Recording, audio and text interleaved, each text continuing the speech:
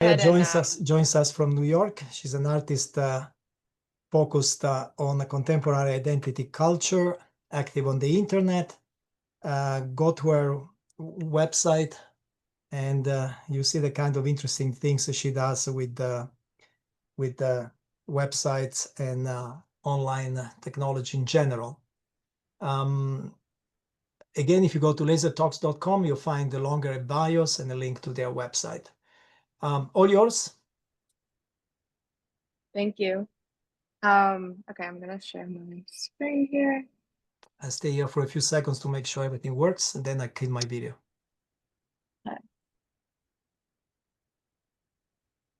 Okay, I see your screen. How does that look? Okay.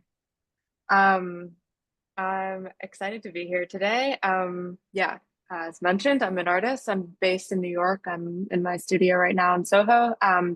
And today I thought it would be fun to talk about my work, but have everything happen in the context of the browser itself. So I'm going to start by taking the browser window I have here for a bit of a walk. Like was mentioned, I make a lot of work about identity culture on the internet, and my background is in computer science and media studies. And so I often work with software as a medium. For me, it's very important to be able to use the language of the internet, to be able to critique and talk about its structures. But something that I'm particularly interested in when I'm making work that is software based, that is unique to software as a medium, is that you can seed an element of randomness or chance into the work. And so that's why this talk is titled Chance Encounters. Let me shift so I'm looking toward you. I'm going to start by doing a few website readings from my web-based pieces. And you'll see them come up here.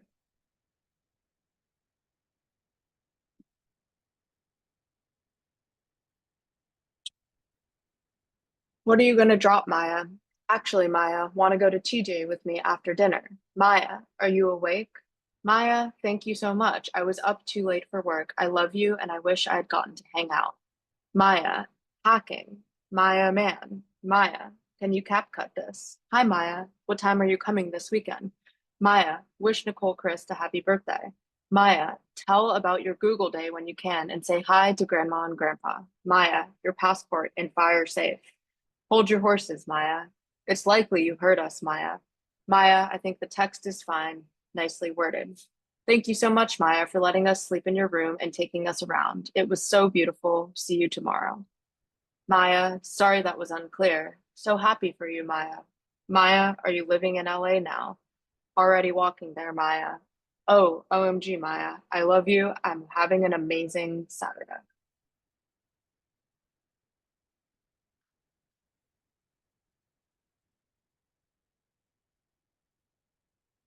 As a child, that question of how to become a woman was my obsession. Touching him was like realizing all you ever wanted was right there in front of you. As mentioned earlier, outsiders and onlookers are constantly trying to figure out if all of this is ironic, stylistic, or sincere. It doesn't really matter what it is, it just matters that people keep guessing. Now, selling out is tying your online identity to your IRL life and real name. I was nervous to go on stage and I really concentrated on not messing up the steps. I wish I'd tried even harder though, because I think I'm capable of performing better than I did. Still, it was great to be recognized and reach my personal goal for the weekend, to be noticed.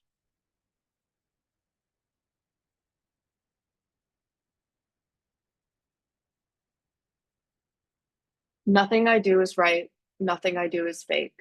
Everything I do is real. Everything I do is wrong. Everything I do is wrong.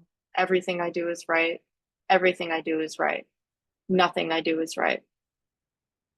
Everything I do is right. Nothing I do is real. Everything I do is wrong. Nothing I do is real. Nothing I do is wrong. Everything I do is real. Everything I do is real. Nothing I do is wrong.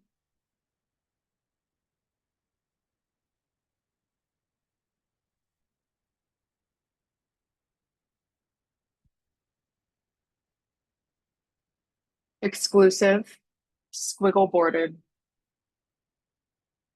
delightful, crystal embroidered, silk, hypnotizing, star-shaped, energetic, embossed, buckled.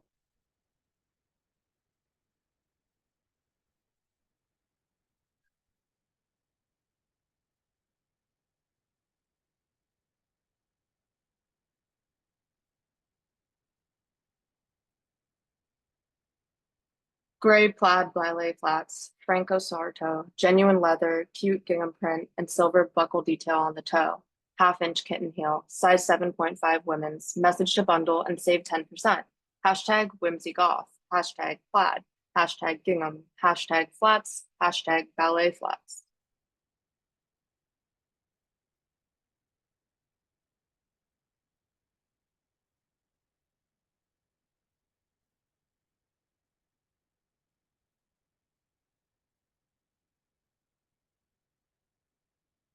Sending you all love, all good energy.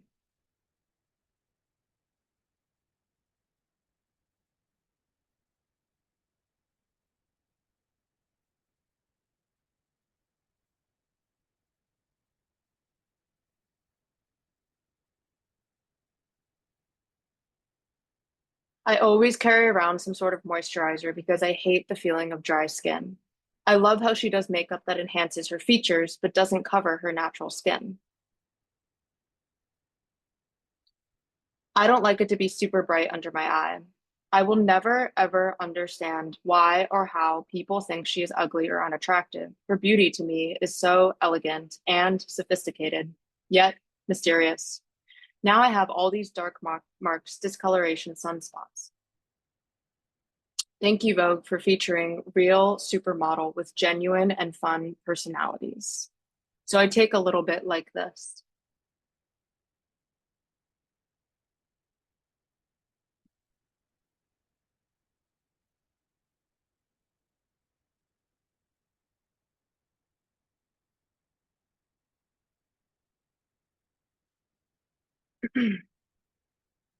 I'm shifting. I know I'm shifting. I'm shifting right now. I know I have successfully shifted. I'm in my desired reality. I've succeeded at shifting to my desired reality. I know I have succeeded at shifting. I have successfully shifted to my desired reality. I'm happy to be in my desired reality. I'm grateful to be in my desired reality.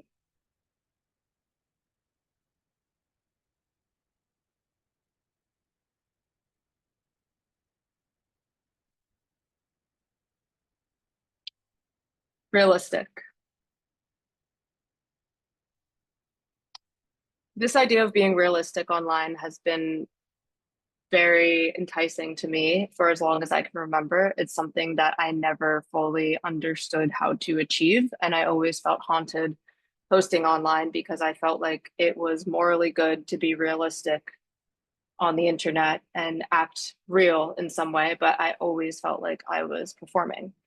The word realistic comes into play in my piece that is currently live on the Whitney Museum's website. It's the first commission for their program On the Hour, which features an internet art project on anywhere on their website exactly on the hour. So exactly 2 o'clock, 3 o'clock, you'll see the work run live on their website. And for this work, I knew that I wanted to make something that related to time and related to my practice and my interest in the performance of self on the internet. And so I started thinking about how time can be represented online. And I started to really focus in on the day in my life genre of video that's especially popular on TikTok and Instagram Reels. And so I started watching hundreds and hundreds of day in my life living in New York City TikTok videos. They had titles like A Realistic Day in My Life as a College Student in New York City, Realistic Day in the Life of a Designer Living in New York City, Realistic Day in the Life of an Ad Agency Owner and College Student Living in New York City, A Very Realistic Day at FIT NYC, Welcome to a Realistic Day in My Life NYC, A Realistic Day in the Life as a 26-year-old who works in sales in NYC, A Very Realistic Day in My Life as a fashion student in New York, A Realistic Day Alone in NYC, Realistic Day in the Life of a Designer living in NYC, Another Realistic Day in My Life in New York City, Day in the life of a realistic NYC mom. How much are eggs in NYC right now? My realistic day in NYC, a realistic week in the life of a 26-year-old man living in NYC. Realistic day in the life of my 9 to 5 sales role in NYC. A realistic day in the life of a New York City actor. Day in the life as a New York City nanny, realistically. Realistic day in the life in New York City. Day in the life of an investment banker in NYC, unglamorized version. So I started becoming really fascinated by the way that people use this prefix of realistic to imply that they were filming their day in contrast to other versions of day in my life filming that was unrealistic, when in reality, the premise sort of cancels out the potential truth of the prefix, because no one's day actually involves filming their day for TikTok content ever. But I watched all of these videos, and I was really fascinated by two things.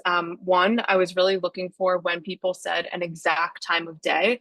So the piece operates almost like a digital clock. It runs on the hour on the Whitney site, and then exactly on the hour. So if you watch the piece at 4 o'clock, and someone said in a day in my life video, I went to get a latte at 4 o'clock, you'll see large text right out that says what someone truly said that they were doing at the time that you're watching the work.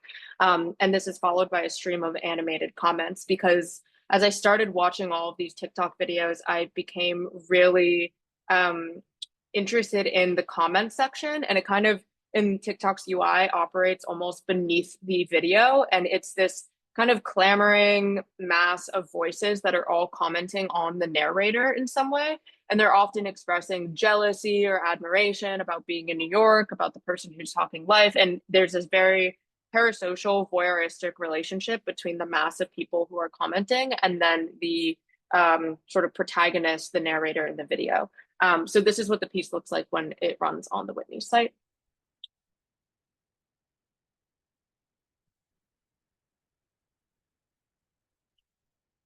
So that hot pink text that's writing out is what someone said that they were doing at exactly 4 p.m. And then in the background, you see all of these comments that are actual comments from day in my life TikTok videos. Is that your real voice?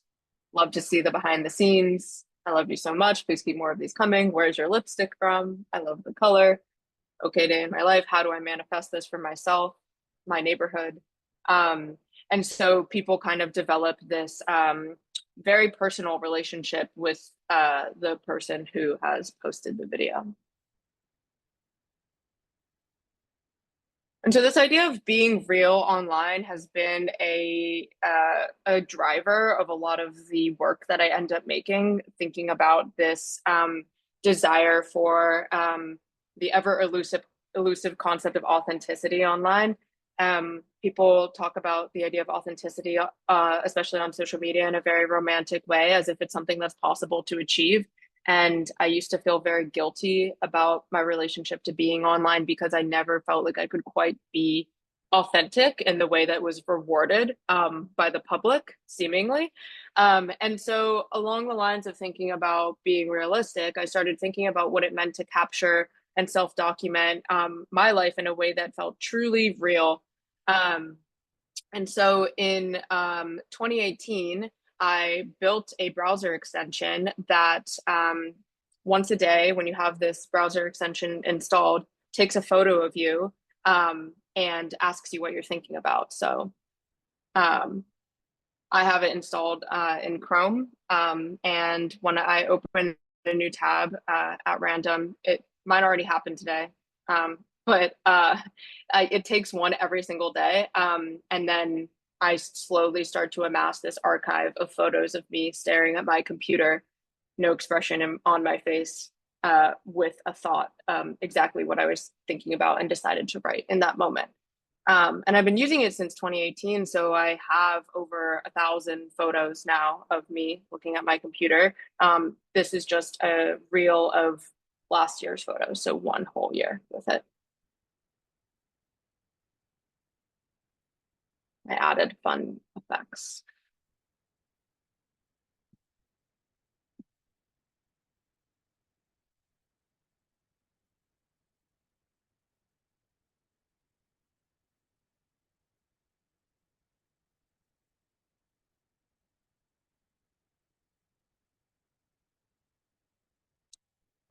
So that gives you a sense of what it looks like.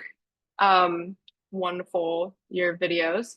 But what's been most interesting about this project, which is called Glance Back, is it's actually a public Chrome extension. So anyone can download it onto their browser. I can't see anyone's photos. All of the photos are stored locally, so they're only on your machine. They're not sent to a server anywhere. But there's over 8,000 people who use this around the world right now. So I've kind of evolved to see this. It's this project of self-documentation, but it's also this networked performance that everyone who has this installed on their computer is performing together in some way. So you can see here, I can't see anyone's photos, but if they happen to post something on social media, and tag me, I will see it. And this has been a really special piece for me because like all of the websites of mine that I opened with at the beginning, they're essentially works of visual art. They're not participatory in this way, and they're not durational in this way. But this is something that sometimes people will tell me they've been using Glance Back for years, and it's documented their life, and it's meaningful to them because it's about them. It's not about me, and it's kind of captured their experience of being on their computer.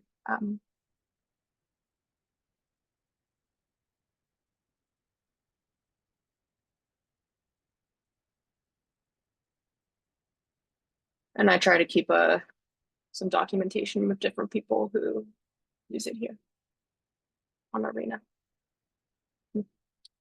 So what I realized now that I've been using Glance Back since, for over 6 years, the photos that I have of myself that Glance Back has captured don't necessarily feel like a more real version of myself. Instead, they actually feel like this kind of other dimension of self that exists really specifically in this piece of software that I've written, but in very high contrast to the way that I present on other forms of social media. But over the years, I've kind of unsubscribed to a school of thought that believes in this romantic notion of authenticity online and more believe in the idea that everything online is inherently performative. You're always mediating for an audience in some way. And so in contrast to the idea of realness, I also then have a deep investment in this idea of being fake online. And this shows up in the title of my 2022 generative art work called Fake It Till You Make It. This piece is focused on and inspired by this genre of Instagram graphics, which if you've been on Instagram in the past maybe 5 years, you've definitely seen. This genre of graphics are often, I call it kind of like sugar cookie style, very feminine pastel colors. They're text driven. They have these bubbly fonts, and they often are commenting on ideas of wellness or self-confidence. And they have these kind of bite-sized phrases in them that I almost think are meant to act like little prayers. And I became really interested in this genre of graphics on Instagram and how they operated on Instagram specifically. And we're kind of in the lineage of feminine targeted media, such as, magazines or advertising in some way, but rather than selling a product, they were selling they were promoting an idea about how to think about living. And so I decided that I wanted to write an algorithm that mimicked these graphics in terms of their visual language, but kind of range from sounding somewhat normal, like something you might see every day, all the way to sounding very absurd.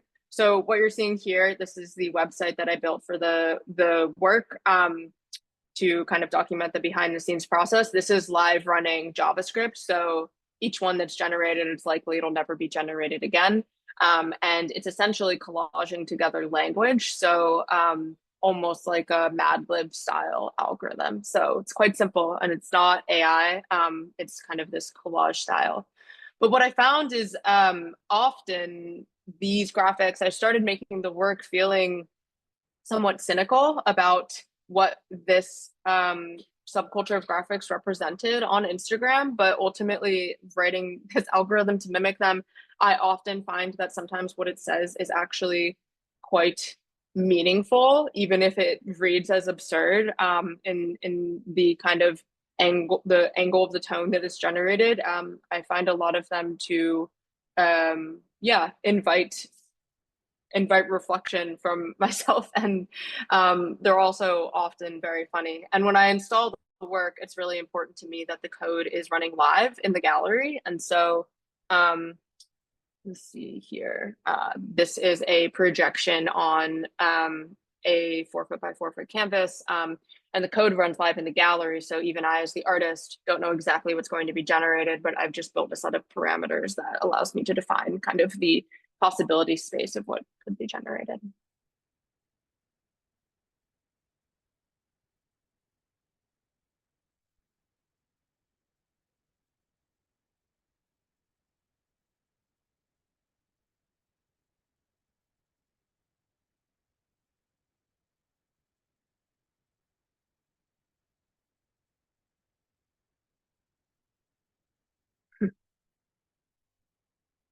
And something that I really value about making digital work that's software based is that it feels as a medium Im immaterial in a way that it allows it to morph into a lot of different potential forms. And so this work I also published as a book about the work, which is what's pictured here. But also I had a solo show at the art book library Heavy Manners in Los Angeles, along with the book launch. Heavy Manners published the book. And for that, I created this installation that's in the style of kind of tourist gift shops. I live in Chinatown, and I walk to my studio in Soho every day. And so I walk by a lot of these New York City tourist gift shops that I just love how many different forms they find to feature printed text. And so I made a lot of these kind of mass consumer objects that you might find in these gift shops. These are Rizzo prints, but all of the text was generated by the algorithm that I had written. The teddy bears, keychains, just vibe, shorts.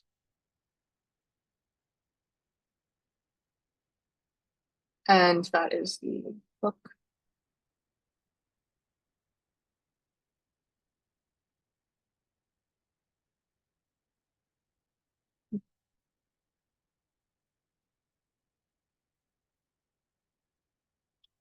And so this idea of chance is really core to the way that I think about my work and working with software. And all of these websites that you see, they'll never run the exact same way twice. They each have an element of randomness to them. This has a fixed set of strings that are running in a random order and size and location on their website. This piece is changing the word everything and nothing as the first word, and real, right, wrong, and fake as the last word, to kind of write and unwrite and rewrite over and over. This piece has a randomized color palette and layout of these different characters each time. And the text I had been reading previously is hidden under the HTML canvas at the top. So you have to kind of load it and drag out the window to find it. And this is pulling from Vogue Beauty Secrets series on YouTube, like a set of captions that I sourced from there and comments. And this is usually installed in a physical gallery as a 2-channel piece. But the element of chance is really important to me in my work. And also when I've done more physical installations as well, I like to play with that idea of a chance encounter happening in physical space. This is a piece of mine that was a commission from the Organization for Freedoms in 2021 for Asian American Pacific Islander Heritage Month. And for this work, I was commissioned to make a billboard. And when I think about billboards in America, I think about my experiences driving across the country and seeing a lot of gospel billboards advertising to call a certain number. And one time I was driving alone cross country and I was super bored in the car. And so I actually called one and I had a very enlightening conversation with someone on the other end. And so for this piece, I wanted to reflect that experience and think about what a billboard can be and do and how it can be interactive in some way. And often in my work, I like to take a familiar form and kind of twist it in a certain way, so it looks like something you're a kind of media object that's very familiar, but also looks a little bit off. So this piece is called "The Model Minority is a Myth." And you can actually call the phone number and you'll hear me talking and you can leave me a message back. This is the piece in the book For Freedoms published with all of the billboards from this project. They invite a lot of artists to publish billboards. And then this is quite a funny part of this project. I think Forbes published this article about the For Freedoms, a selection of the For Freedoms billboards with this headline, "Does art need to be ugly to affect change?" And there's my billboard. So. But when I think about this idea of chance encounters, whether it's someone, seeing a billboard through driving by or happening upon a link on a website that is going to load something in a generative way, I think a lot about my relationship to the idea of luck. I wrote this essay, I'm Feeling Lucky, a eulogy talking about the I'm Feeling Lucky button that has been on Google's homepage since 1998, when Google was released. And it kind of talks about the ways that the web has been commercialized since its initial creation. But when I was watching a video about this button, there was someone 6 years ago had posted this comment on this video I was watching about the button. So it's, "Google has nothing to do with luck, it's a computer." And I started thinking a lot about this comment because I realized that I feel I kind of have the opposite stance. I think computers have a lot to do with luck. And when I'm making work where I'm giving up an element of agency in the work to the code that I'm writing, to, the kind of approximation of randomness in the code running live, I'm kind of placing this belief in luck and believing that people will see what something that will mean something to them or that I want them to see.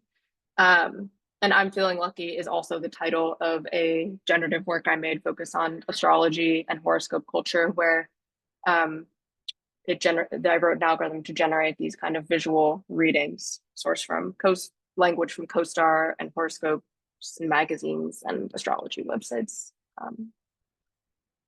Yeah. So that was a lot of websites, but I'll just end with this TikTok. Thank you. Thank you. Thank you, Maya. I had a question about space, but then it turned out to be a question about time after watching. Oh, sorry, 1 second. Wait, 1 second, sorry. I need to sound. Okay. Can you hear me? Go ahead. Yeah. Okay, so first of all, did you in college, did you study computer science or art? I studied computer science and media studies, so more theory. I didn't study art, but then I did my MFA at UCLA in the media art program. Okay, so I started art. Yeah, so you are a native computer scientist, basically. Yeah, I used to work in. Okay, that explains, because some of the things you do are pretty complicated. So my question was originally about space, but now it has become about time after listening to your presentation. Reading your bio, so I belong to a generation that started using the internet when it was called ARPANET. And you work in what we used to call cyberspace. Yeah. You were born during the dot-com boom. You were a toddler probably when Google was launched. And you were maybe in primary school when Facebook was launched. So you're a native cyberspace citizen. So originally my question was about space. For me, it's something special to be in cyberspace. For you, maybe it's something special to be in the physical space. I know you've been, you've done installations and so on, but maybe you feel more comfortable in cyberspace than in a building. But now that I see your presentation, I actually notice that something about time. You seem to have a different concept of time, actually. So being native of cyberspace seems to have an impact also on the perception of time. Am I right? Am I wrong? I'm curious what you mean by different perception of time, different from Well, yours. watching your presentation, a lot of it is about the flow of time, and that you perceive by watching what people do online. Mm, So it's a different kind of experience with time, not only with space. With space is obvious because those are people you yeah, cannot touch, right? yeah, But also I started noticing that there's a different perception of time. yeah, yeah, definitely. I think that's something I think a lot about when around theories of performance. I'm really interested in kind of Goffman's foundational idea of performance and as like the default mode of any kind of social interaction, and kind of that you need to be performing in real time and be mediating for an audience in some way always when you're interacting with anybody. But I think what is interesting about time and performance in particular with social media, especially, which has kind of become the primary way that people interface with the internet now, it's that there is so much asynchronicity in terms of how you experience what's happening, and especially when you think about performing as yourself, you have this ability to produce content or media that is reflective of who you are at a certain point of time that kind of like sticks and lives there until you actively decide to remove it from being online, and that's true for everyone. And so your experience of people, um and your ability to kind of curate and alter your potential perception from other people, you can become a lot more hands-on, and you can kind of you can curate a lot more because you have all this extra time to be reflecting on the way that you're producing a self online. And so it's quite different, and I think has added a lot of I think it's added a lot of stress and anxiety to the process of self performance for a lot of people. Yeah. Yeah. No, very, very interesting comment. Okay, thank you very much. We went way over time, but this was Oh, sorry. definitely worthwhile. Thank you, Kurt. Thank you, Christina.